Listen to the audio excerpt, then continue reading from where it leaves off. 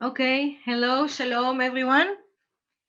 Um, I'm happy you came to this session, and I don't know what are your expectations, but I hope that you will enjoy the session no matter what.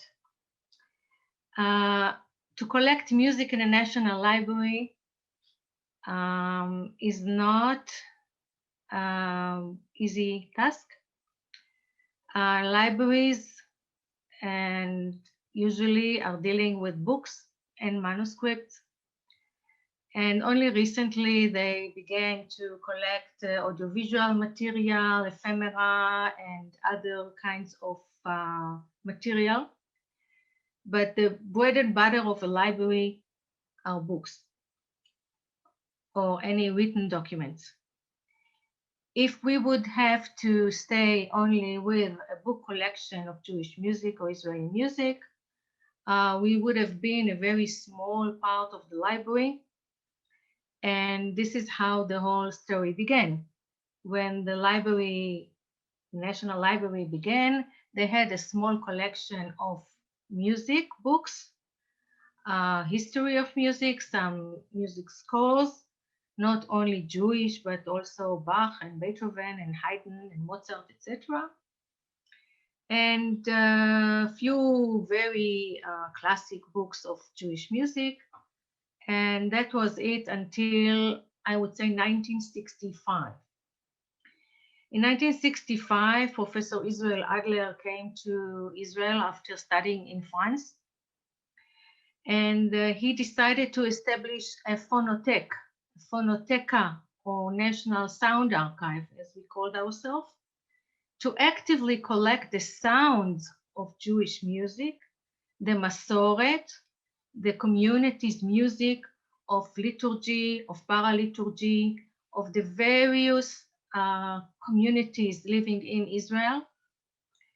And especially the emphasis was on communities that did not write notes, musical notes, mainly the Eastern Jews from the Arab country, from the Balkan, from other places, that they did not come to Israel with scores in their suitcases. You can say that on the Russian Jews who came later, or the Yekes, the German Jews, that they might have some scores or a violin in the suitcases, but many Jews did not come to Palestine, did not immigrate to Palestine or Israel with scores in the suitcases.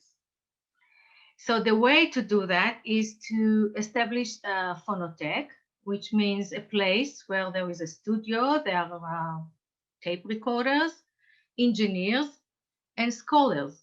These scholars, each and one of them, had their own specialty in collecting oral musical traditions. And because we are in Israel at the National Library, we do not record on Shabbat, we do not record on most of the holidays that we are not allowed to record by halacha. So we ended up doing sort of reconstructing the holidays in the studio.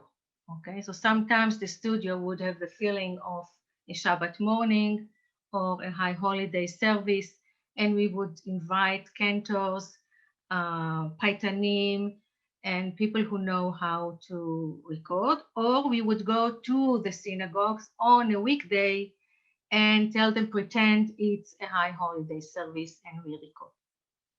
So that's one of the problems with liturgical music. With paraliturgical music, um, the mixing of the communities and the very strong influence of Israeli song and Hebrew made a lot of many traditions disappear.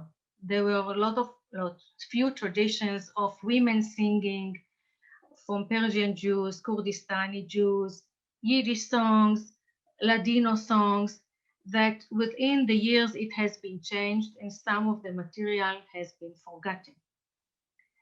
So we are all the time in preserving, uh, documenting, and provision of access. While we are doing one thing, the other thing has been changing. The technology is changing all the time.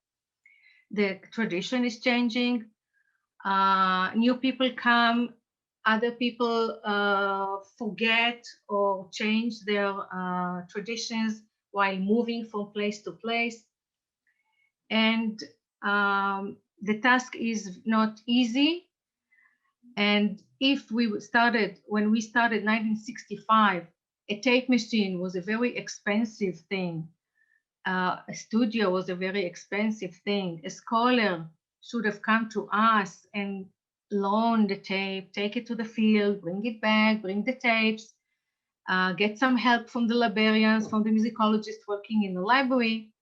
Now everybody can record all the time, everything he wants or she wants.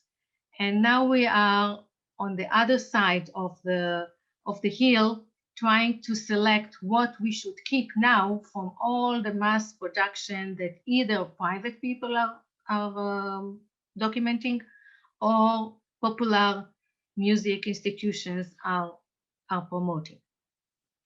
Another difference of us and the other collections of the library is that the library in Israel has a depository law that every book which is published in Israel of more than 50 copies should be deposited for free in the National Library.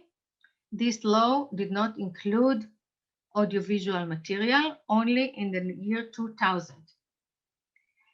And in the year 2000, when the law was established, many companies, especially those who produce notes, musical notes, would argue that it's not commercial, it's not over 50 copies, and music is not a print in Hebrew word, therefore they don't have to deposit it. So I'm not saying it to complain that the library had to invest money in purchasing these scores, but the point is that music per se, pure music, is not text, is not a picture, is not a text. It's beyond everything. It's something that goes in another time, another space. And also one of the missions of music is to create emotions. And if we were all here together, I'm sure we would have sing together, sing along, and we would all feel wonderful feelings singing together, being together through music.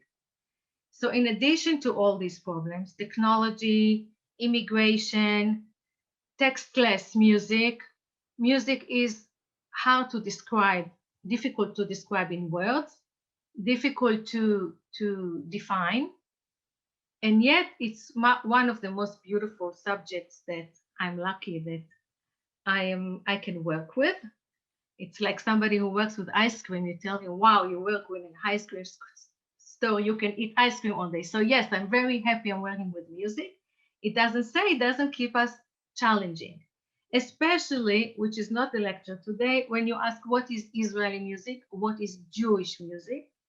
If you ask a newcomer, and I have some friends, for example, I have a girlfriend from France, and I tell her, what is the Israeli song for you? She says, I don't know, there's no Israeli songs. All the songs, they are Russian songs, and you put Hebrew words and you say it's Hebrew song. I say it's Russian music. Or if you ask somebody who prays in a synagogue, Oriental sort of Sephardi Yerushalmi style, you go in and you listen to melodies that were created by Abdul Wahab, were sung by Kulthum, and he puts Hebrew words to it, and he says, this is Jewish music. But the melodies, they even have an author, they even have copyrighted. So what is Jewish music, and what are the challenges, how we go about it?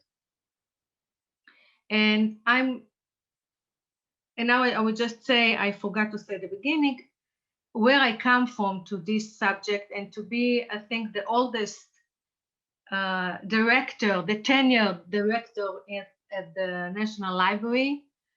I've been at the National Library for 26 years.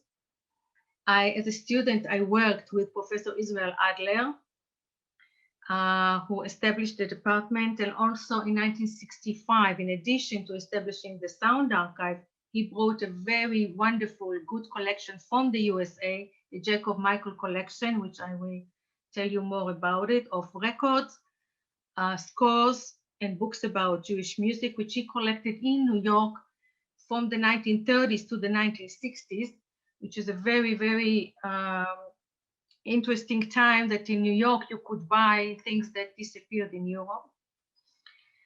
And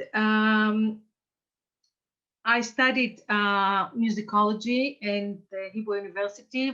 I did both my BA and MA at the Hebrew University, and then I went to America, to UCLA, and I have a PhD in ethnomusicology, working on Yiddish songs from the Holocaust.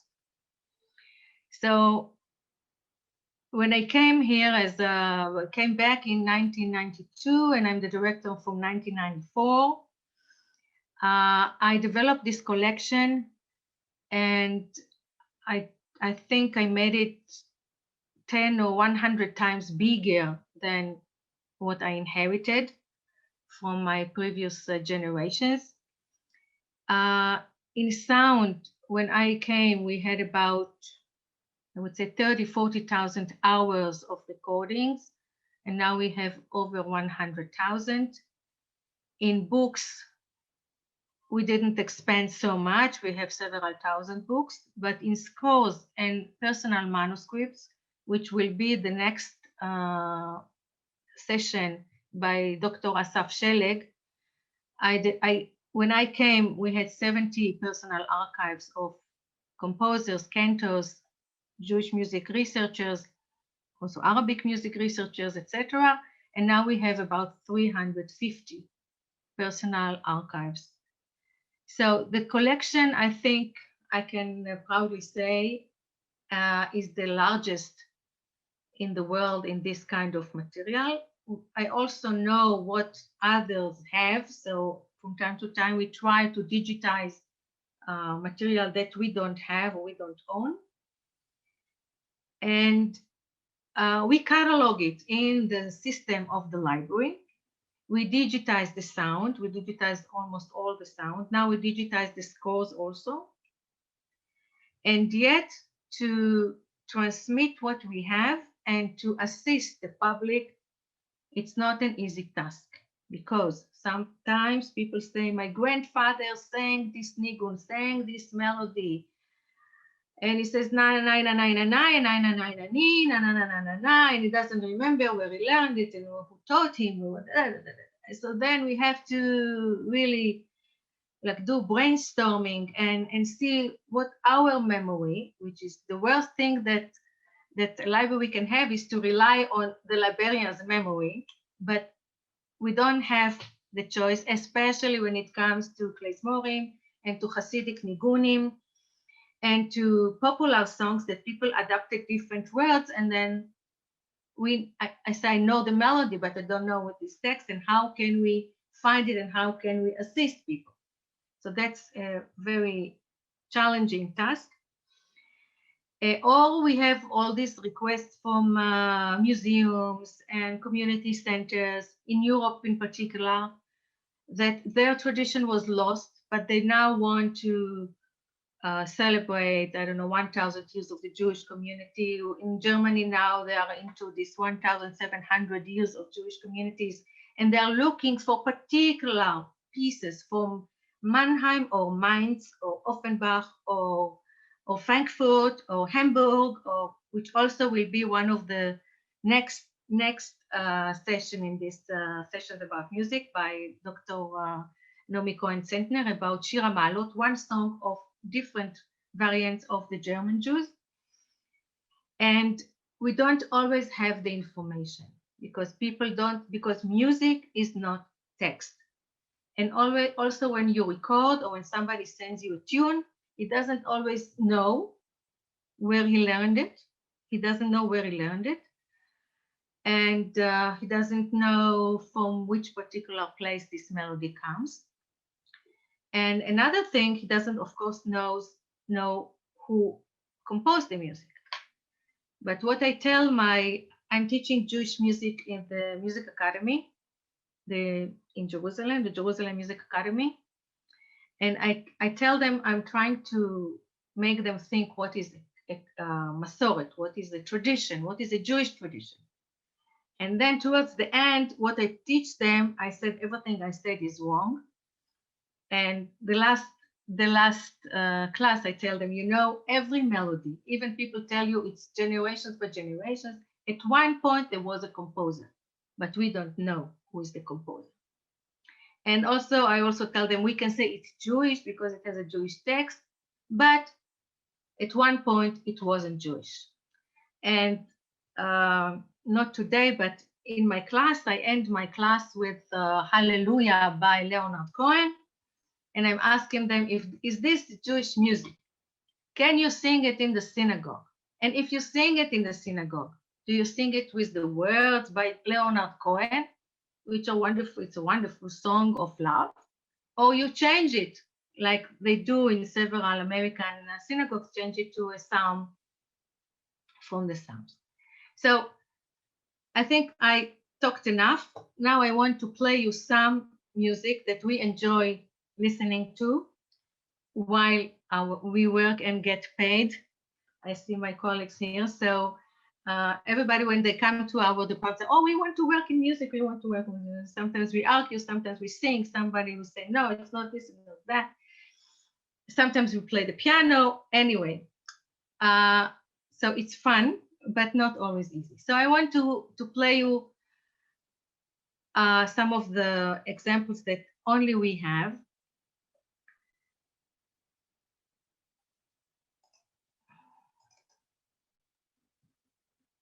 All right. A second. Doron told me to do something and I have to do what he told me to do.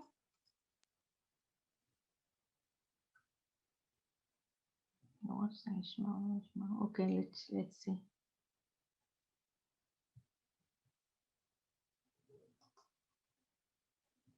Okay, it's okay.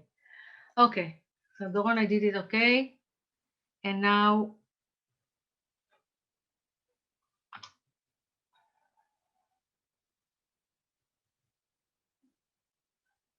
I play you Genesis 1:1. בסימנה טבע בראשית ברא אלוהים את השמיים ואת הארץ והארץ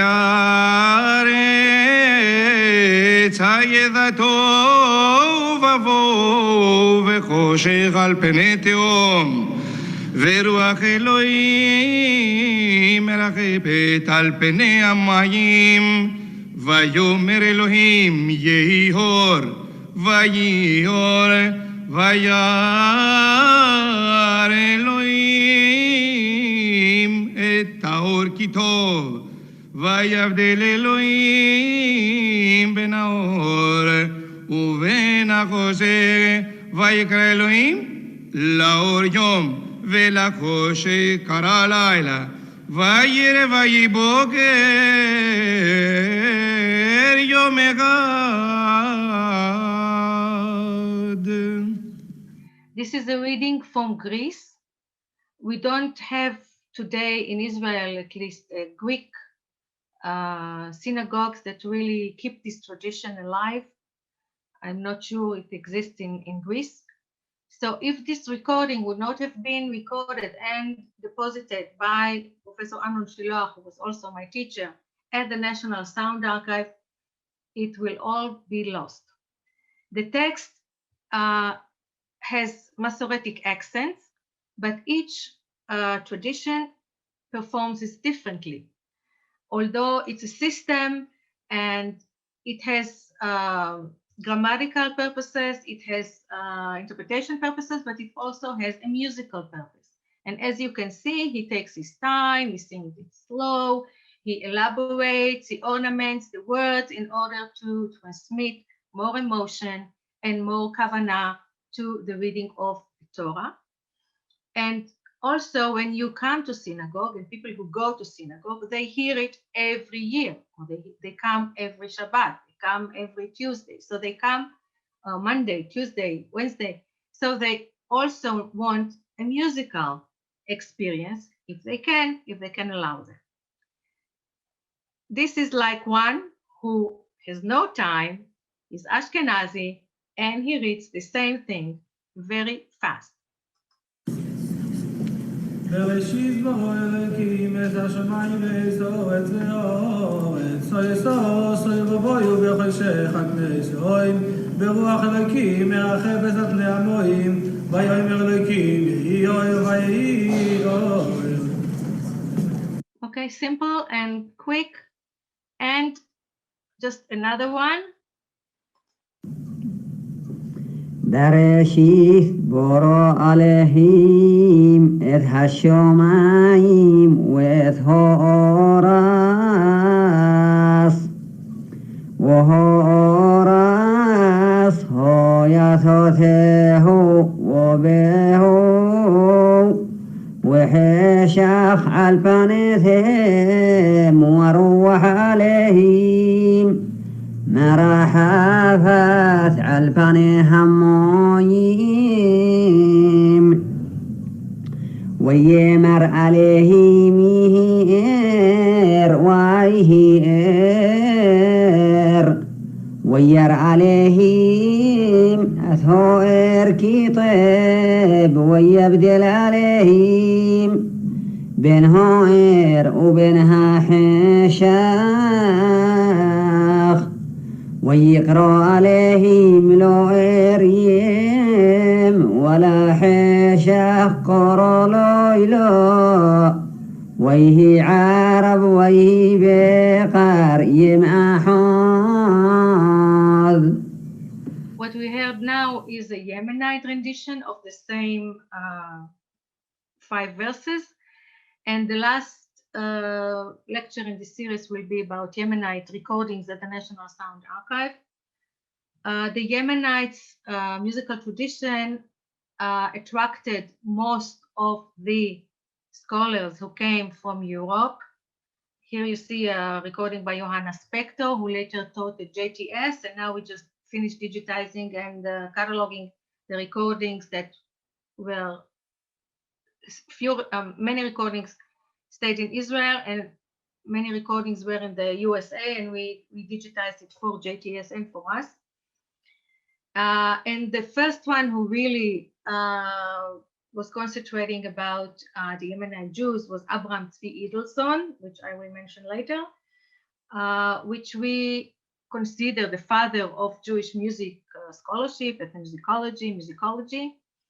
And he thought that through the Oriental Jewish Te'amim, through the Oriental Jewish reading the Torah, we will be able to reconstruct the music of the temple. He was looking for roots, and the Yemenite Jews who came here early at the late 19th century, and they were very unique in the way they looked, in the way they spoke. So he thought that they, because they came from Yemen, which was very far, and yet in the East, they kept the musical tradition of the temple. We cannot reconstruct the music of the temple, in spite of the fact that some people insist and write to me, I know how the temple music, the Levi'im and the temple sounded. And I say, okay, good luck, like we say in English. And what I try to show you here, that we can catalog it, Bereshit bara, and the place of recording, the date, the performer, but we cannot describe the difference in music that you just heard. And another thing that I want to show you, how the musical component is very, very important in liturgical music, and how much it's similar or to Arabic music, or to music of the Middle East, or at large. So I just want to show you, to play you this.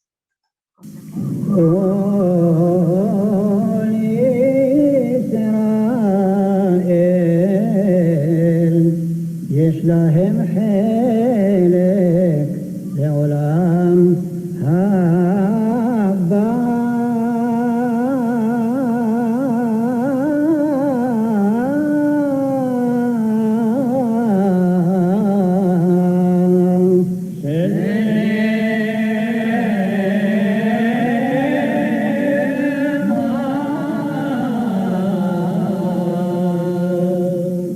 Okay, this is a call and response, and each solo wants to show how good musician he is,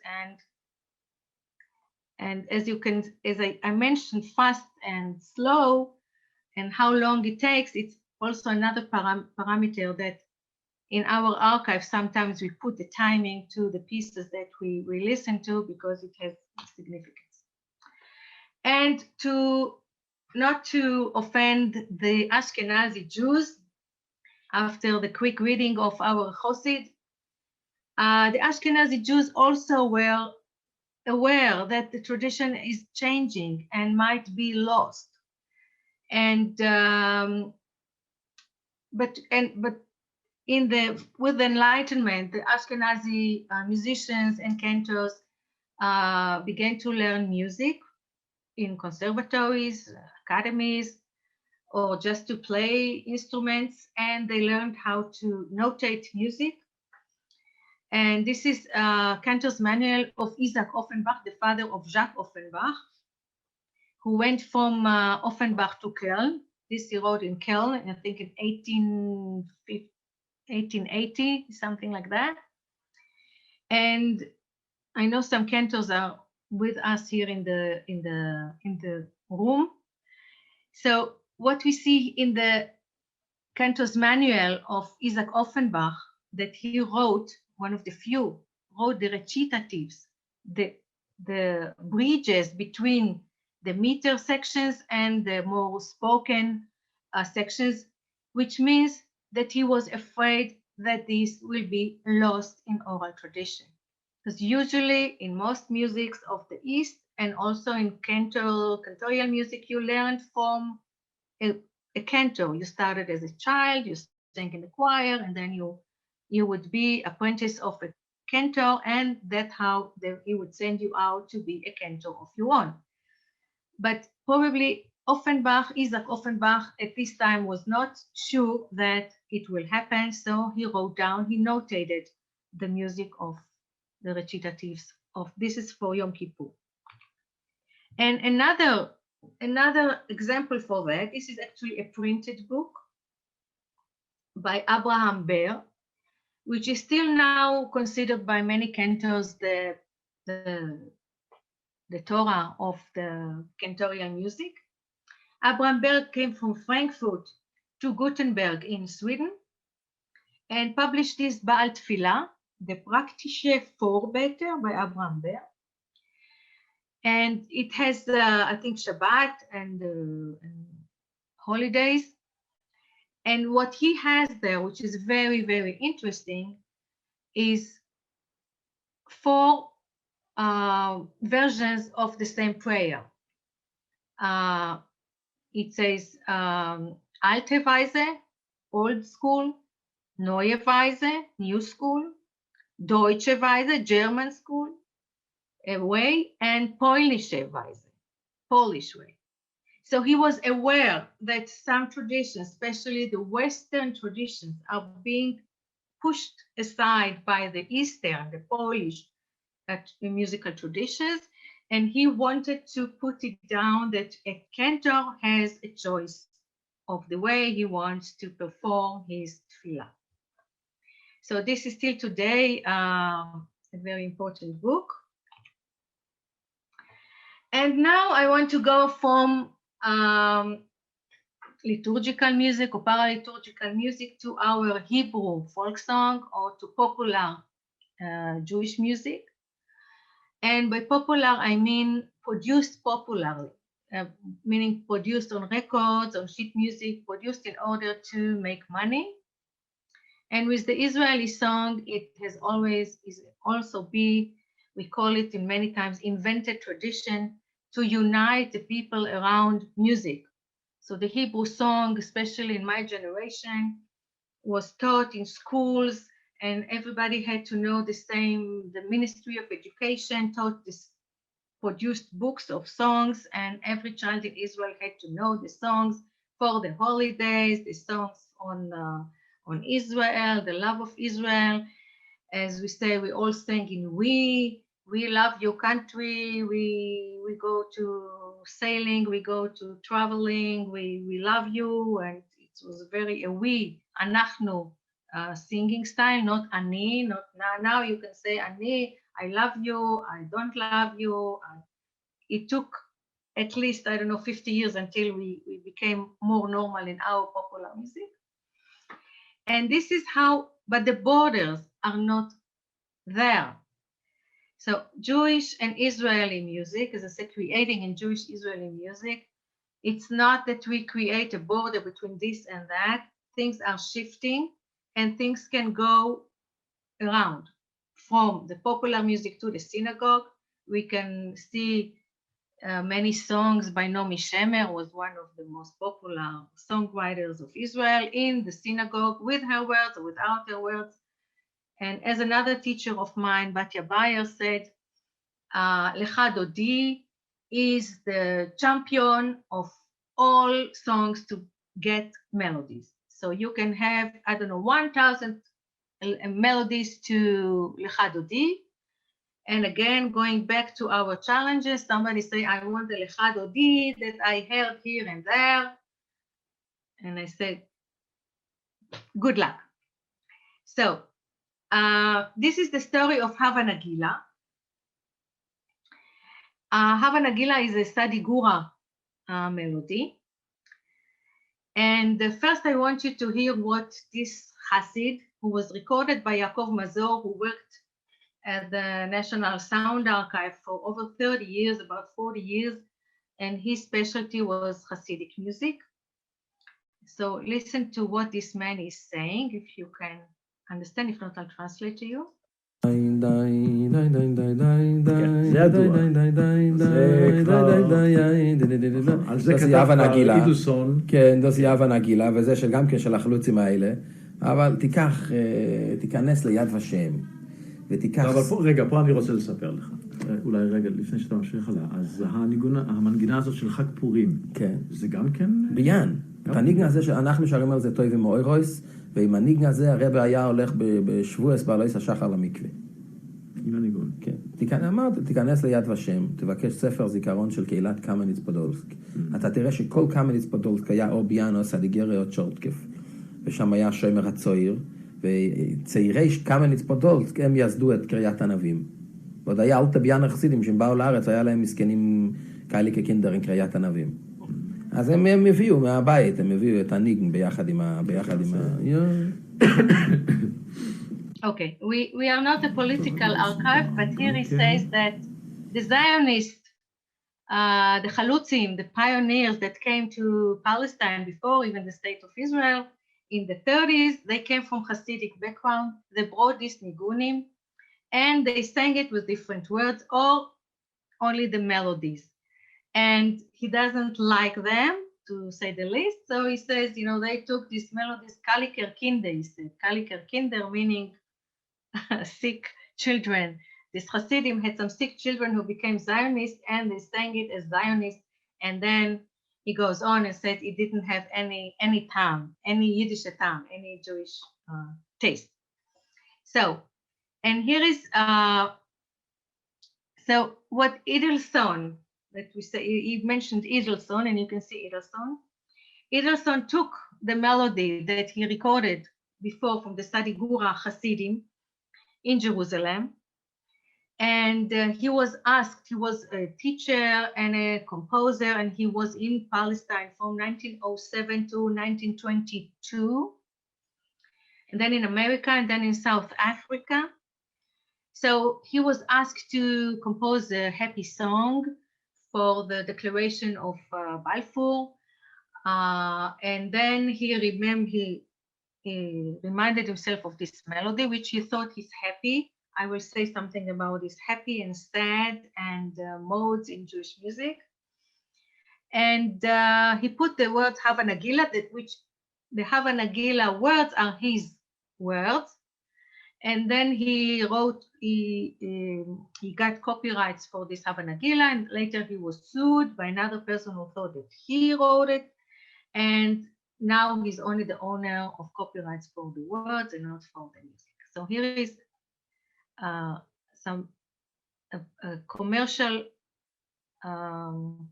performance of this Havana Gila, which I think until today is one of the most popular Jewish tunes in the world.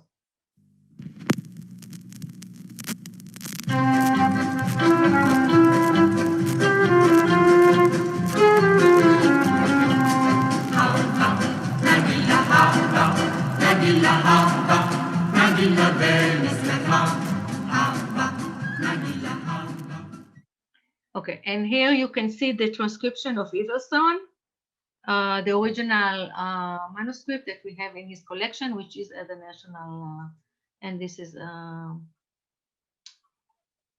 something else. Okay, before I go to the other one, so here we saw Jewish music becomes an Israeli popular song, and if you go to Europe or anywhere, you can hear this tune by klezmorim, by Yiddish singers, by all kinds of jazz arrangements, and etc. So this is how music has no borders. And another thing that I want to show, I have the sound here, is connected to Hebrew song going into Israeli art music. Israeli art music that Asaf will talk about is has been composed here by mostly immigrant composers at the beginning, composers who came from Central Europe, from Western Europe, from Eastern Europe, some from the Balkan. And only in the, I would say, second generation of these composers, there were composers born here in Israel and composing Israeli art music. It's very, very difficult to define Israeli art music, and Asaf will talk about it. And as he said, it's not that these composers up to 1948 composed Jewish music or international global art music, and then in 1948, all of a sudden they composed Israeli music. So I agree with him, it doesn't work this way. They were looking for musical language. They were looking for a new musical language. They wanted to express the new place like they did in art and in literature and in theater. They try to find the language of the place. But unlike art that you have lights, different lighting, different colors, in music, it's all an intellectual thinking of what you want to do in your music, that it will sound more Israeli or more Mediterranean. It will communicate with other sources, Jewish sources, Israeli sources, other musical components. And I don't know if I have the music here, probably not, sorry, but this is a piece by Mark Kopitman, which was dedicated, he wrote after the 73 war, and he takes a Tu B'Shvat song. Tu B'Shvat that we celebrated last week became reinvented in Israeli secular culture as the holiday of the trees. And again, as a child, we used to go to the forest and plant trees and get a certificate from Kakad that he planted a tree on Tu B'Shvat. And that's how we connected to our land. So he takes this Ashkediya porachat v'shemesh כבר זורחת in his October sun and breaks it. I'm sorry, I don't have the recording. He breaks the song and plays it from back to forth to say that the trees are broken. And it's a big symbol to, Israeli soldiers and the death and the prices, the heavy prices we paid here in Israel on our existence. So I want to finish with this song, which has been written by David Zehavi, that we also have his archive in our archival collection. And by Fania Bernstein in 1945, sorry. David Zehavi is considered to be the first Israeli-born composer of Hebrew song. He was born to a Hasidic family in Jaffa. And Fania Bernstein also came from Europe. And when she heard that her entire family died in the Holocaust, she writes this song Nigunim, which means melodies. And she says, you planted these melodies in my heart, and in spite of the big loss of the Jewish people, these melodies will continue and will be rooted again in our new land and flourish again and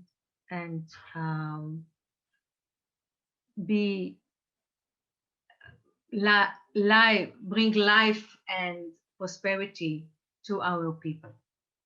So I want to play you this beautiful song.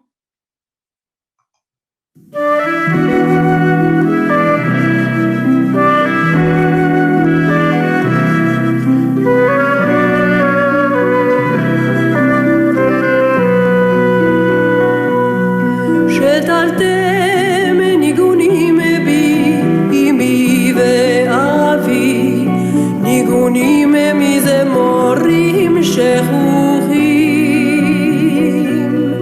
גרעינים נשאם לבבי, עתה הם עולים וצומחים.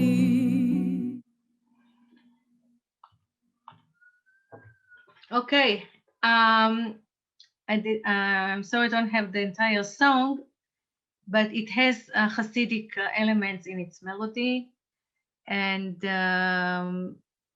it really expresses the power of music. And just some practical thing, as I said, the Sounds Archive has been heavily digitized and is available, especially all the traditional music is available online. The catalog is mainly in Hebrew, but the subject headings are in English as well. The manuscripts we are now digitizing, and we are trying to provide access to them and have the families agree to open them abroad as well. And the popular songs are now a very nice collection at the National Library, but they are not, the sound of them is not available outside, but we have also very big collections of manuscripts and sheet music of Israeli song, as well as Yiddish song. And as I said, all is cataloged in Hebrew, except for if there are some Ladino speakers here, the Jewish Spanish language is cataloged in Latin characters. So I hope that you will be able to access our collection and enjoy it. And you can always write to me or even record to me your experts of La La La and Ni Ni Ni. And the next 4 lectures, one, as I said, we'll talk about Israeli art music. One will talk about traditional German Jewish tradition. And the third one, we'll talk about cantors. This I said to Cantor Meisner et al. She will talk about Minkowski and the cantors and musicians from Odessa, so we go Eastern Europe. And we'll finish with our great collection of Yemenite music of the National Library. And this is not to touch on all the subjects that we'll have. And we still, and another thing, like household announcement, if you do have recordings in your boydem or in your closet on reel-to-reel or cassettes or VHS that you think have an important musical tradition, a Seder Pesach, a wedding, Yiddish songs, Ladino songs, Jewish Arabic songs, Yemenite music, China music. If you have anything, we'll be very happy to get it, to digitize it, to put it online, and to make access to it to all scholars around the world. Because as I said, Jewish music is not only for Jews, it's for everyone. And as I said, my dream is that Chinese now will get some of the melodies and compose a new piece based on a piece he found at the National Archive of Israel. And so I thank you for your listening. And just I answered the one question you said, who wrote the melody for Nigunim is David Zehavi. His name was Goldreich before, and he was very active at the Noar Oved Valomed, and he was going around Israel and teaching his songs. And then he was one of the founders of Kibbutz Na'an, where his sons and daughter-in-law are, and his daughter-in-law is a singer, and she makes a lot of work with his music, promoting it and making it available to everyone so that he won't be forgotten. So thank you. I think I'm on time. Thank you very much, Dr. Flam. There are quite a few questions in the chat room, and we'll try to weed the best ones out, and I apologize in advance to those I won't ask. So first of all, a lot of people have asked about this lecture. It has been recorded and it will show up on our website. I put the link in the chat room. There's also 2 more links in the chat room. One is for donations to the National Library for whoever would like to. And the other one is to a survey that we're taking on the content of our lectures and events. The continuation of the series will also be available and published on our website. I'm going to put the link into the chat once more. In order to see the English version of the website, go to the header and press the EN button for English. That's the website once more. So Dr. Flam, Jane asked, I hope you will talk about the problem of MP3 files unavailable outside of the library walls, even though they are out of copyright. Could you say anything about that? We are working on putting everything online. Actually, we are doing now a big work with our copyright department, and I would like to know which, doesn't matter if it's a WAV or MP3, I mean, which MP3s you can't access and why. Because usually we do put our MP3s online, especially if it's ethnographic and it's free of copyright, because the music doesn't belong to us, it belongs to everyone. It's really not. And the only MP3 that we do, and we also have a collection of broadcasting archival material that is also online because we had a good agreement with the broadcasting authority. So if you can write to me and I would check why you can't listen to it.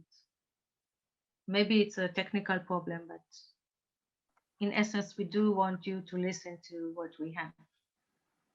I will also put Dr. Flam's email in the chat in just a minute.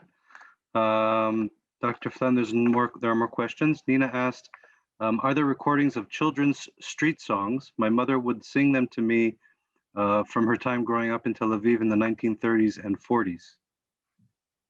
We don't have recordings from the 1930s and 40s, just commercial recordings, not ethnographic recordings. If you can record it for us, we'll be happy to add it to our collection. We have a collection by Meir Noy that he collected songs, Yiddish and Hebrew, and the ones that he couldn't find in sheet music, he would transcribe, but he only began in 1948. So you're absolutely right. There are many, many, many traditions that we don't have any idea how they were sung.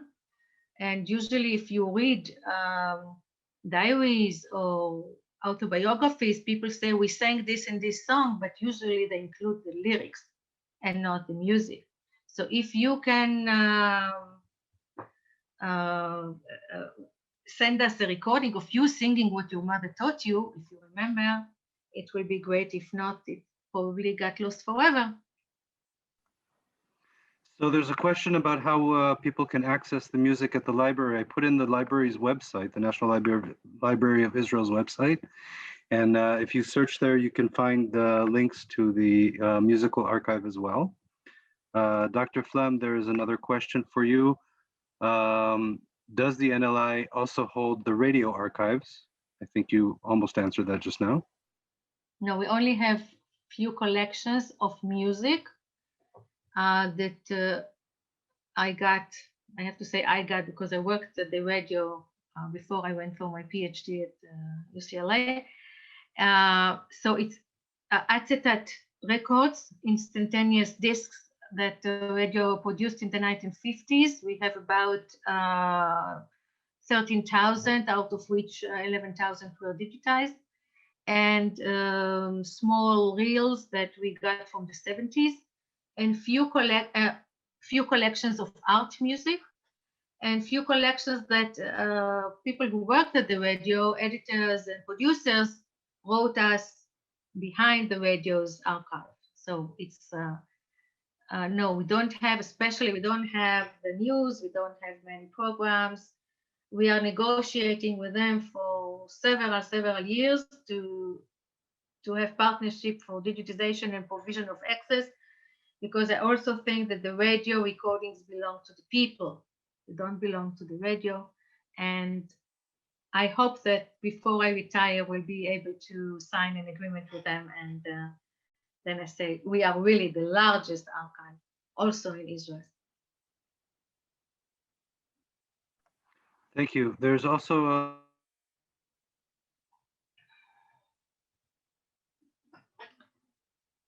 I can't hear you, Doron. I'm sorry. Ethel asked, what is the best way to send a cassette tape or other recordings to you from the United States of America? So once again, I pasted Dr. Flam's email in the chat room, and I will do it once more, just in case anyone missed that. And you can contact her and she will be happy to help. Gila, there's one more question that I want to ask. Jennifer asked, are there any postgraduate music students doing research into this collection? Yes, there are several. There are several students and scholars, and yeah, it's really first of all, there is a musicology department and a Jewish Music Research Center with heading by Professor Edwin Serusi. So there are some scholars of his. He steals my employees to do PhD. So I lost I lost now 2 or 3. The one I lost recently is doing a PhD on Iraqi Jewish tradition. The one before him did on Yiddish folk song. I have one who still works part-time and is doing PhD on Hasidic Nigunim of Nanuim, very interesting section of Nigunim for Sukkot. With we works Amalia Kedem, who finished a PhD on Israeli Ashkenazi tefillah mode and prayers, and she was looking into what is changing, which tunes are coming in, where they come in. Nomi, that will speak to you, also did her research on our collection on the Shir Hamalot. Anat did a research with Minkowski's archive that we have. Asaf is always working with our collections, the one that you hear. Adiel is writing on the Diwan, the Yemenite Diwan. It's the special music of the Yemenite Diwan. Yes, so, and there are several more. I'm going to open the microphone so that everyone can thank Dr. Flam personally or ask any other questions that I skipped over. Thank you all very much, and we'll see you in our next event. היי, תודה רבה. תודה רבה, thank you. תודה רבה. Bye bye. Gila. Bye. Thank you very much. Ciao. גילה בני מדבר, שלום שלום. תודה, בני. תודה רבה. תודה רבה. אני כותב לך תודה רבה גם. תודה רבה. היה נהדר. יופי, תודה, שמחה. גילה, תודה רבה, ושמחה לראות אותך. נורית הרווי מדברת. איזה כיף. תודה רבה. Thank you very much. Yes, Sheila. I have a question. See you next Sunday. Have a question. I Yes. have a question too. Hello? Okay, yes. Yeah, I just wanted to know if you could comment briefly on any link between the Sephardic Torah chanting to Gregorian chants, and that would give us some idea of what the temple music was like, or is there anything I could read about that? Yeah, you should read Abraham Tzvi Edelson, Jewish Music and its Historical Development. And he looks at the Ta'amei HaMikra, at the Masoretic accents. He thinks that the common thread is a pentatonic scale. If you're a musician, then a scale of 5 tones. It has been, it's a controversial thing. But I think you should begin with Edelson. Then there was a French scholar, Suzanne Hayek Ventura. No, you heard about it? So she thought that she knows how the music of the temple sounded. She wrote a book. And then a singer by the name Mira Zakai, who passed away like 2 years ago, recorded her new scores for the music of the temple. אני שומעת הרצאה מהספר. So it's, but wherever you have a question Jewish music, even Edelson had the best intuition. Edelson, I-D-E-L-S-O-N? A-Z, Abraham Tzvi Edelson. I-D-E-L-S-O-H-N. He has also the book. He has a thesaurus of Jewish Oriental melodies, that the first 6 volumes are Oriental music and then Ashkenazi music. And his basic book, Jewish Music in its Historical Development, is addressing this issue. Thank you so much. And the lecture was fabulous. Thank you. My name is Michael Schiffer. I'm from Boca Raton, Florida. Can I ask a question? Yes, please. Have you ever contacted FAU for their collection? Yes, and I also been there. Yes. Because I took all their 33s and all their 78s when they gave them away for free. So I have many. We are now expecting, we got the Charlie Bernhoud collection. Yeah. And now we are getting another ship of like 5,000 records of Charlie Bernhoud. Well, you can't beat Bernhard's collection. That's top. But FAU digitized already everything. I know, so but we digitized. So every record that they digitized, they gave away. And I was there in time and I picked it all up. So if you'd like to hear some old, like Mali Pikan and stuff like that from the old Jewish theater, I have. Great. No, it's a wonderful project. And we also have, from the Jacob Michael collection, we also have this kind of material. Very good. It's been a pleasure talking to you and listening to you. Be well. Thank you. Can I ask a question, please? First of all, תודה רבה. I found this music.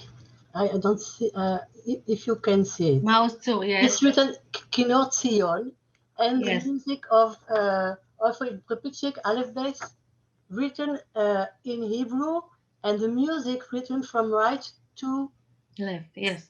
Yes. Can you tell me where it's coming from? What it is exactly? Yes. Edelson also, his Hebrew songs he wrote from right to left, and also the introductions he wrote from right to left because he thought that the words are more important than the music. Yes. So it's from the. What is Kinor Tzion? It's a sheet music of music. Kinor Tzion is a Zion's violin. And so We know the writing from right to left. We know also from cantorial music of the Portuguese synagogue in the late 19th century. Then Edelson did it in his Sefer HaShirim, and this Kinor Tzion, which is one of the earliest sheet music in Hebrew, is from right to left. But we also know it in Muslim music, in Arabic music. They attempt to write from right to left. Not too many, but there are a few scores. And even now, I talk to some Arabic musicians. They write their music from right to left. So it's not linked. It's no linked with Avraham Moses Lunch, who wrote Kinor Tzion. No link. Kinor Tzion, yes, we have it. Yeah, I can send you more details about that. It's not from Avraham Moses Lunch. Yeah. It is. No, it's not Edelson. It's a different person. Yes, it's Lunch. Okay, yes. Thank you very much. It's not Edelson. Did not write Kinor Tzion. He wrote other things. I can show you. This is I'm working on. This is Sefer HaShirim, if you can see. It's all from right to left. Ah, okay. Thank you. Thank you very much. Okay. You can get, if you're a musician, once you play it, you get used to it.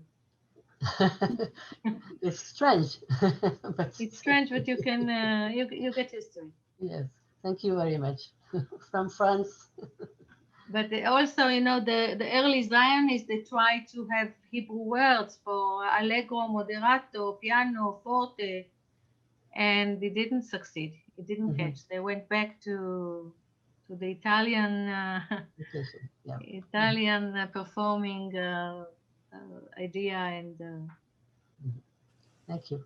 But this is where I didn't want to go into that, where ideology clashes with practicality. I don't say anything. It's not politics now. We have elections soon, so. Thank you. Yeah, you don't have to mix, too many things together. It confuses you. What you want is to sing. So sing it the way you are used to and enjoy. Dr. Flam, Fruma asks, is there a lot of Arabic music from Evo in the NLI collection? Thank you very much. Is there a lot of Arabic music in the NLI collection? Not much, no. Unfortunately not. Very few in print. And we have what Robert Lachman recorded. We never had a full-time scholar or collector of Arabic music, unfortunately, or a cataloger in the music department of Arabic music. But we have collections that were made by scholars like Amatzia Bar Yosef, Vidalia Cohen. It's a lacuna, like we say. Yeah, we don't have much. And also it's again, what is Arabic music? And another question, I don't want to go into politics, what is Palestinian music? It's again, what is Palestinian music? It's Syrian music, it's Egyptian music, it's Lebanese music. What makes it Palestinian, distinguished Palestinian? We don't have the expertise to define it. We had Arab scholars and Arab archivists who came to us and say, we want our music, so please take it, but we don't know if it's yours or it's the entire Arabic world music. And also when we got sometimes to the market to buy records, we couldn't tell if it's an original production of the Arabs of Israel or it's just the import from another place. But we should do more in this area. Once again, thank you all for being here. Laila Tov from Jerusalem. Please keep updated about the next meetings in this series, and we'll see you soon. Laila Tov. Thank you, Dawn. Thank you, Thank Dawn. you. Bye-bye. Toda rabba. Toda rabba. Bye. Have a good day. Bye-bye.